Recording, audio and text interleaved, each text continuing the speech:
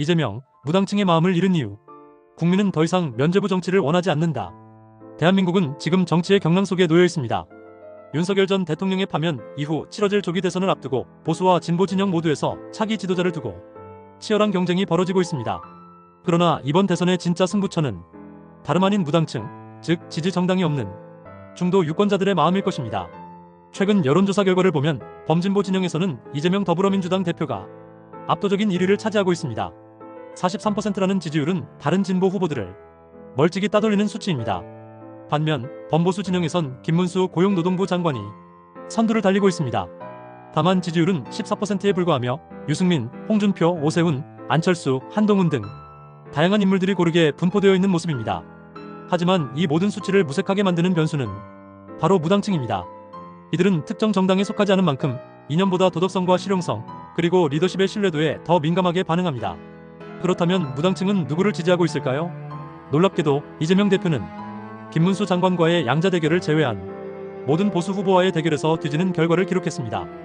예를 들어 오세훈 서울시장과의 대결에서는 27%대 36%로 9%피 뒤졌고, 유승민 전 의원과의 대결에서는 무려 10%피 차이로 밀렸습니다. 안철수, 한동훈, 홍준표 등과의 대결에서도 모두 오차 범위 내에서 뒤졌습니다. 이러한 결과는 단순한 수치 싸움이 아닙니다. 이는 국민들이 무엇을 원하고 무엇을 거부하고 있는지를 명확히 보여주는 정치적 나침반입니다. 그렇다면 이재명 대표는 왜 무당층의 신뢰를 얻지 못하고 있을까요? 이유는 간단합니다. 이재명 대표는 현재 전과 사범, 그리고 복수의 중대범죄 혐의로 재판을 받고 있는 형사 피의자입니다. 특수공무집행방해, 공무원 자격사칭, 음주운전, 공직선거법 위반 등 과거 전과에 더해 대장동 개발 특혜 의혹, 백현동 개발, 쌍방울 대북 송금 의혹 등 수많은 재판이 줄줄이 이어지고 있습니다. 심지어 이 대표는 대통령에 당선되면 헌법 제84조상 불소추 특권을 근거로 형사재판도 중단돼야 한다고 주장하고 있습니다. 그러나 여론은 이에 냉담합니다. 한국갤럽 조사에 따르면 국민의 57%는 대통령에 당선되더라도 재판은 계속되어야 한다고 응답했습니다. 특히 20대의 74%, 30대의 67%는 이 주장에 강하게 반대했습니다. 국민은 대통령이라는 자리를 법망에서 벗어나는 면죄부로 만들고 싶지 않은 것입니다. 지금 대한민국은 법 위의 권력이 아니라 법에 순응하는 권력을 원하고 있습니다. 그렇다면 김문수 장관은 왜 이재명 대표와의 대결에서 유일하게 앞서지 못했을까요? 이 또한 명확합니다.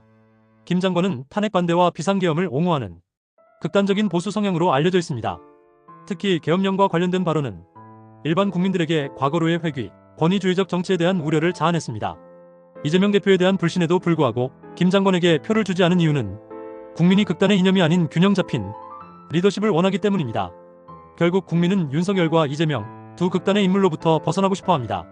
적폐청산과 정권심판이라는 낡은 프레임이 아니라 도덕성과 실용성, 그리고 공정한 국가 운영 능력을 갖춘 새로운 인물을 원하고 있습니다.